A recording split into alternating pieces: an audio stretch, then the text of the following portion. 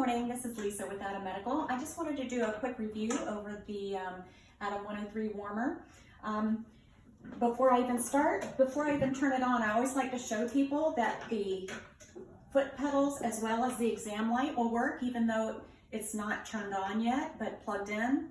Also, before we start, we always want to make sure when you come into the room, just like we would any day, make sure that our air and oxygen are connected properly to the machine and that our suction is connected properly, and do our system check to make sure that we do have suction available and that we do have air and oxygen that are coming through the system so that we make sure we're prepared properly.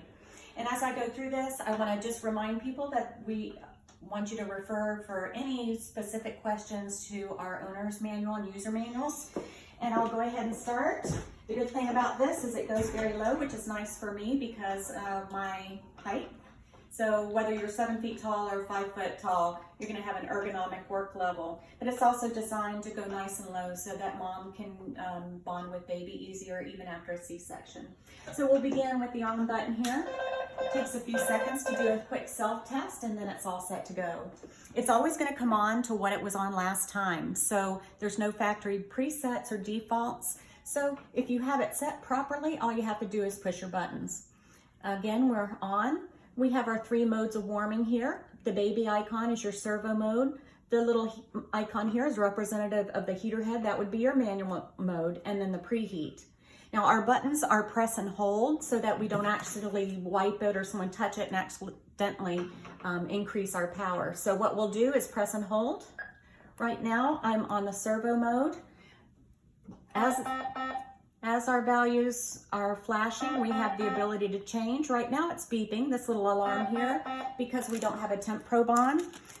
So if I do take a temp probe and put it in, it will resolve that alarm. And the plug for your cord is very geometric. It's flat on one side like a D. So yellow to yellow, D to D. Anything, this is your baby's temperature here. Anything under 30 degrees Celsius will read low. This is our set point, and this is our mode. So we have, again, correlating lights here so we can see we're on servo mode here, set at 36.5. If we go to a manual mode, which is a percentage of heat of the 500 watt heater head, it's going to illuminate here that we're on manual. So if I do choose manual, when our value is flashing, we have the ability to use these change keys down here to change our set point. By the way, these change keys are effective for all the functions of the machine. So now we're at 100% heater head power on a manual mode. If I do go back to servo, again, same process, using the change keys down here to change our set value. Once it stops flashing, the set point is locked in and the change keys will no longer be functional. So if you're not quick enough, sometimes you do have to go back to your button, press and hold, and then again, press and hold. If I press and hold, it'll go nice and quick. I like to set these up so I'm ready for my day. I like 36.5, and then I like 100%, so on manual mode, so that when I do receive that baby who's convecting and conducting a lot of heat, this bed is going to be nice and toasty. Everything on it will be warm and we'll be ready to receive that baby. If they're going to be in the warmer long enough, we do suggest using the temp probe on servo mode. We do work off skin temperature. So again, somewhere over the belly. If they're supine, if they're prone on their belly, you can do the flanks as well.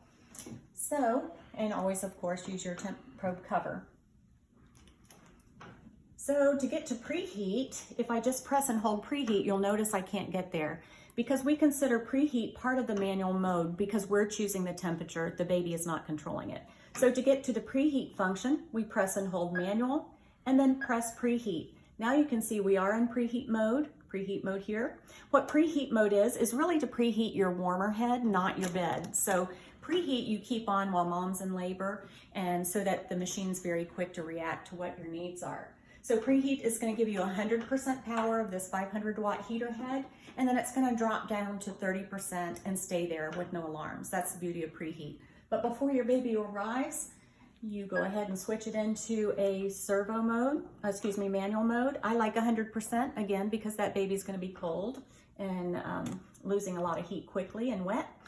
So as we dry them off and get them ready, And if, again, once they are in here for a while, if they need to stay because they're not thermodynamically stable, we can go back to our servo mode. And if I preset my values early, I can just start at preheat, again, manual preheat. Then when my mom's ready to deliver, go into my manual mode. And again, since I already have it set, all I have to do is press my button and I'm there. Then again, if we're gonna keep the baby in here, I already have it set as well for my servo mode at 36.5. When you are on servo mode, it's going to give you a 20-minute grace period before it'll tell you you have a cold baby.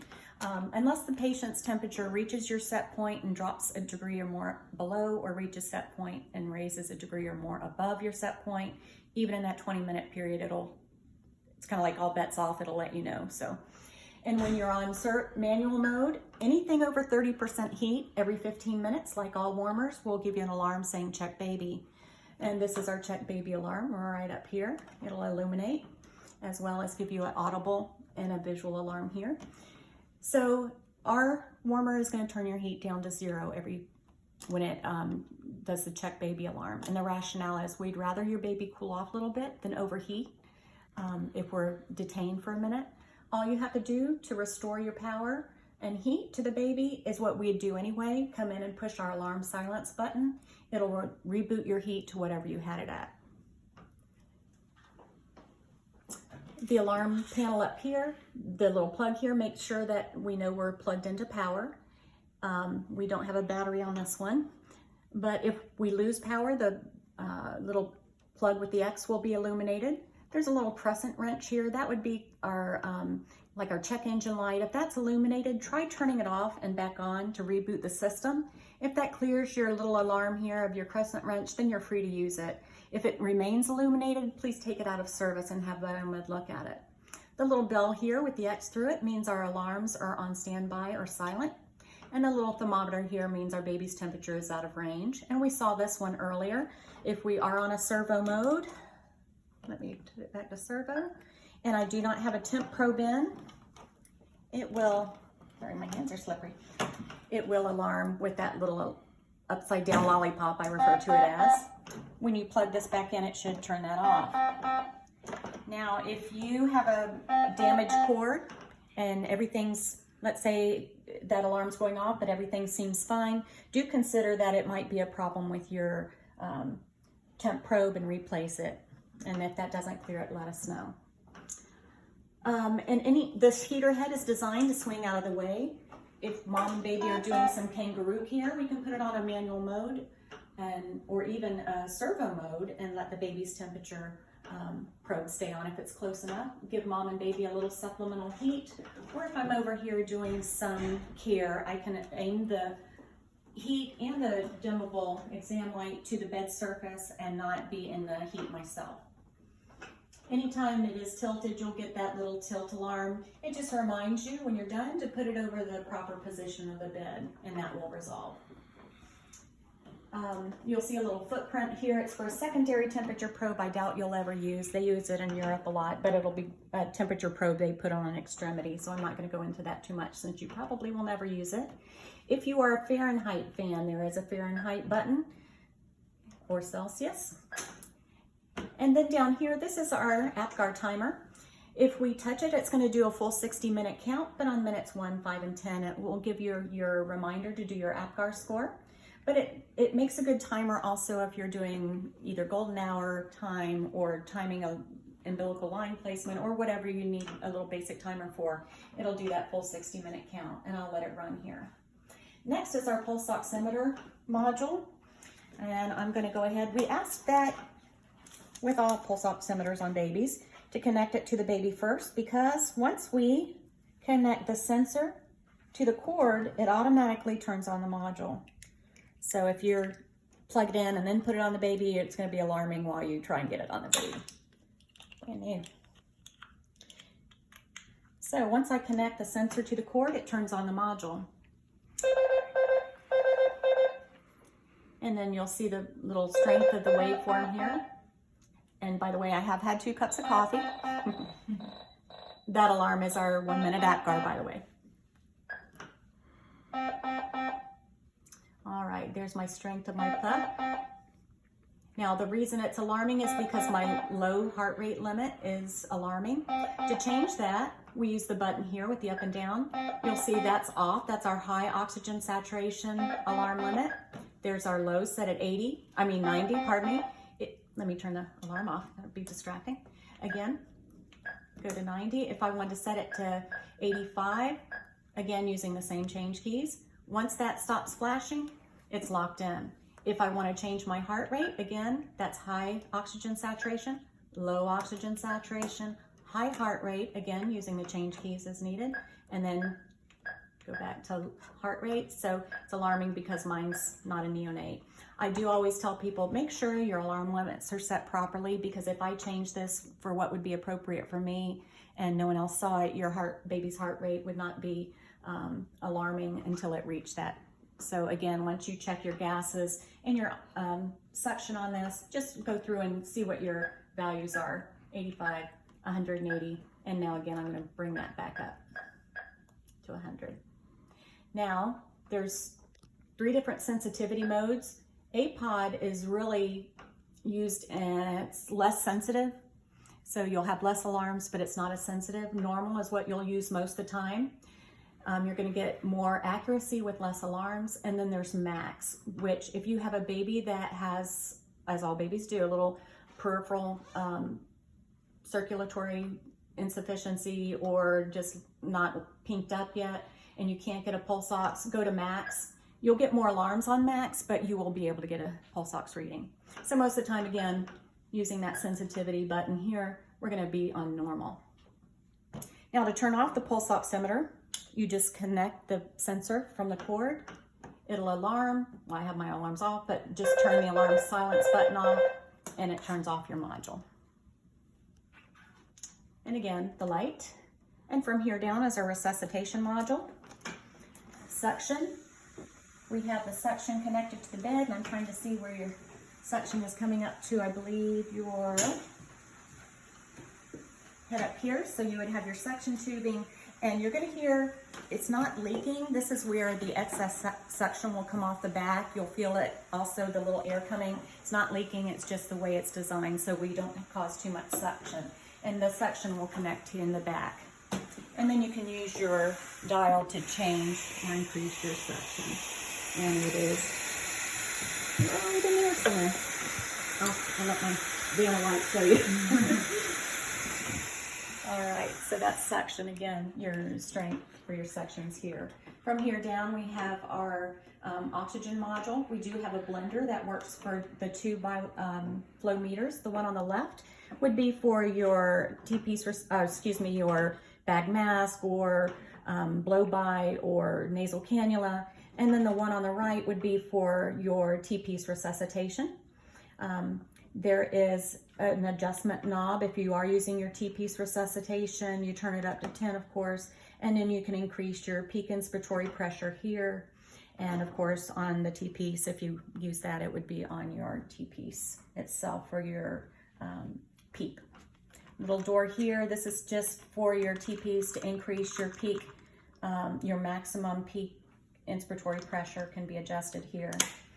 So I always tell people, ignore the man behind the curtain. And then our bed. Our reels are designed with a lot of neurodevelopmental care involved. So as these open, you'll notice that we're not banging. That way we decrease the risk of startling that baby with them banging, which increases intracranial and interthoracic pressures, which is not good. And X-ray. X-ray you can do from either the bottom or either side. So if you look at this, we're X-raying all of this and then all of this. So the only thing that can't be radiographed is the very corners of the bed.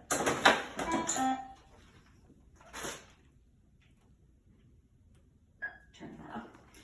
Now, if you notice, it might be a little short, but they did think of that and gave you a little extra arm so we can advance it all the way to the head of the bed. So if I place this here and use that extension arm and put the baby way up here, I can get to the very top of the bed.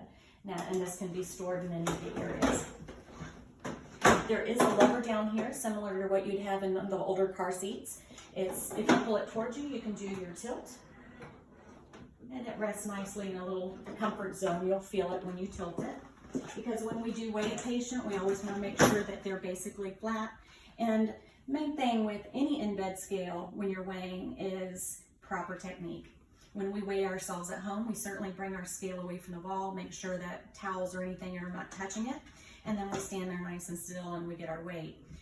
Why do we do that? Because anything that touches it, or if I'm up against the wall, might look better for me, but it's inaccurate. And the same principle is going to apply here to your bed setting here. This is your floating platform that's doing the weighing. So if I have a towel down here or a stethoscope down here, it's touching more than just that one surface. It's touching 1, 2, same here. So the key to proper weighing is to make sure that the boundary around the floating platform is away from anything on the wall. So any teddy bears sitting here or blankets, and you guys are using this nice heavy one, you want to fold it so it's away from the walls. Once you dry your baby off and you are getting ready to weigh, again, verify that your perimeter is clear. If it's touching the bed, get it, or touching the walls, get it away from the walls. If it doesn't need to be on the bed, you can remove it. And we could zero anything out. We just want to make sure it's not touching the walls. Do you mind if I borrow that? I'm going to do a weighing on a, let me put these up so I don't put these in. We'll use this as our baby. I'm going to place the baby down. This is our scale. I'm going to turn it off initially so that you can see how we're going to work it. There is an on standby button. If I press that, it'll automatically go into my weighing process. It'll say scale. It'll say up. We're going to lift the baby off the bed. It'll say down. Place the baby back on the bed because now it has finished its zeroing process. And then it gives us a weight. If the baby was slightly wiggly and we want to re-weigh, since we already zeroed the bed, we haven't added anything to the mattress or taken anything away, we can press the re-weigh button here. It'll re-weigh and it'll give us the same reading.